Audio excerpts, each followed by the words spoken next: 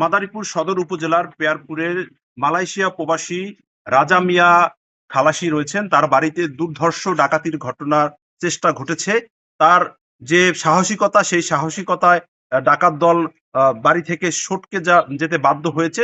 সে সময় তারা বেশ কয়েকটি হাতবোমা বিস্ফোরণ ঘটায় এবং এখানে যে আশপাশের বাসিন্দা রয়েছে তাদের মাঝে আতঙ্ক ছড়িয়ে পড়ে। আমরা এই ঘটনাস্থলে রয়েছি। এটি মালয়েশিয়া প্রবাসী রাজা মিয়ার বসতবাড়ি।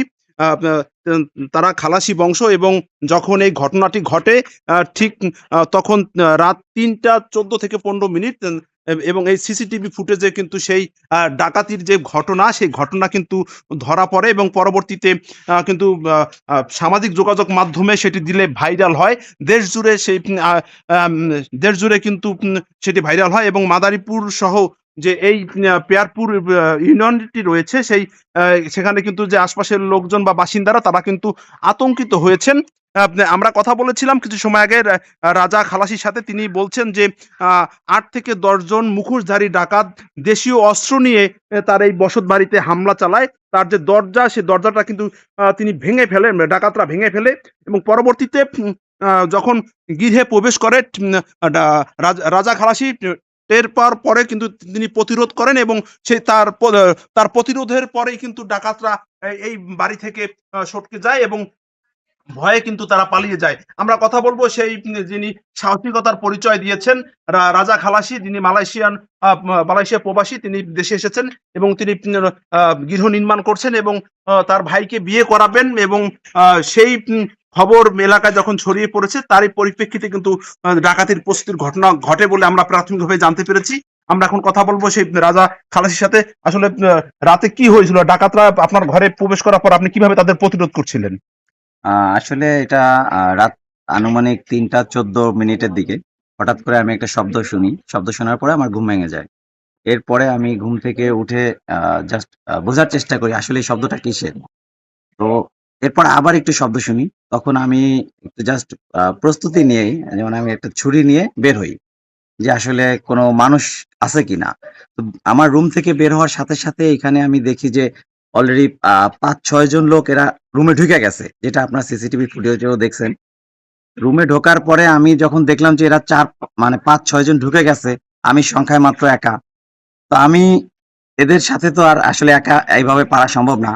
আমি এজন্য খুব আগ্রাসী হয়ে ১ম এ আক্রমণের মনোভাব নিলাম এবং আক্রমণ করি। তারাও আমাকে পাল্টা আক্রমণ করে। আলহামদুলিল্লাহ তাদের কোপ আমার গায়ে লাগে নাই। কিন্তু আমার কোপ যখন লাগে এবং আমি ৩য় ৩টা কোপ দেওয়ার চেষ্টা করি। ২য় কোপও হয়তো আক্রান্ত হইছে, এটা আমি নিশ্চিত না। এবং ৩য় বার কোপ দেওয়ার আগে এরা আমার মনোভাব দেখেই এরা এখান থেকে পালিয়ে যায়। আর পালিয়ে যাওয়ার সময় এরা বোমা বিস্ফোরণ ঘটায়। তো এরা যেখান দিয়ে পালিয়ে গেছে আমরা পরবর্তীতে ওই রাস্তা দিয়ে খুঁজে, মানে এদের পিছু ধাওয়া করার মতোই আমরা যখন পিছু ধাওয়া করি তখন দেখলাম যে ওইখানে বিভিন্ন জায়গায় রক্ত ছিটিয়ে পড়ে আছে।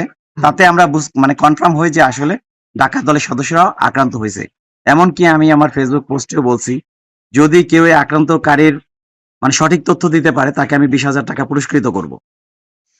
আমরা কথা বলছিলাম যে ভুক্তভোগী রাজা খালাসি। তিনি বলছিলেন যে মুখোশধারী ডাকাতরা তার দরজা ভেঙে ভেতরে প্রবেশ করে এবং পরবর্তীতে কিন্তু তিনি প্রতিরোধ গড়ে তোলেন। অর্থাৎ তিনি ভিতরে একাই ছিলেন এবং তার তিনি তিনি কিন্তু যখন এবং এই যে ডাকাতদের ফেলে রাখা কিন্তু একটি জুতা আমরা দেখতে পাচ্ছি যে এটি কিন্তু ডাকাতদের ফেলে রাখা জুতা এবং পালিয়ে যাওয়ার সময় কিন্তু সেটি কিন্তু তারা ফেলে গেছেন। এবং আমরা থানা পুলিশের সাথে কথা বলেছিলাম। তারা বলছেন রাজা খালাসির পক্ষ থেকে থানায় একটি লিখিত অভিযোগ দেয়া হয়েছে এবং সেই অভিযোগটি কিন্তু যাচাই বাছাই করা হচ্ছে এবং তদন্ত সাপেক্ষে যারা অপরাধী রয়েছে, যারা এই ডাকাতির প্রস্তুতি ডাকাতি করার উদ্দেশ্যে গৃহে প্রবেশ করেছিল এবং দরজা ভেঙে ভেতরে প্রবেশ করেছিল, তাদের ব্যাপারে কিন্তু আইনগত ব্যবস্থা নেওয়ার কথা কিন্তু পুলিশের পক্ষ থেকে বলা হয়েছে।